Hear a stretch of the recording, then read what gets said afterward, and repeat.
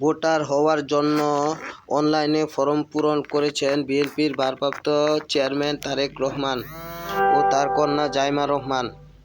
তারা ঢাকা 17 আসনে গুলশান এলাকায় ঢাকা উত্তর সিটি কর্পোরেশন 19 নম্বর ওয়ার্ডের ভোটার হবেন। ভোটার নিবন্ধন সম্পন্ন হওয়ার 5 থেকে 24 ঘন্টার মধ্যেই তারা জাতীয় পরিচয়পত্র এনআইডি পেতে পারেন। শনিবার 27 ডিসেম্বর এই তথ্য জানান জাতীয় পরিচয় নিবন্ধন অনুবিভাগের মহাপরিচালক এএসএম হুমায়ুন কবির। তিনি বলেন, আমরা যতটুকু জেনেছি তারেক রহমান অনলাইনে ভোটার নিবন্ধনের ফরম পূরণ করেছেন। এখন তাকে সরাসরি এসে আঙ্গুলের ছাপ ও চোখের আইরিস স্ক্যান দিয়ে নিবন্ধন প্রক্রিয়া সম্পন্ন করতে হবে।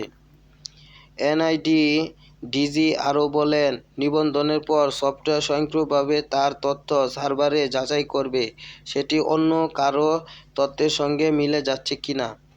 কোনো মিল না পাওয়া গেলে 5 থেকে 24 ঘন্টার মধ্যে এনআইডি নম্বর জেনারেটর হবে।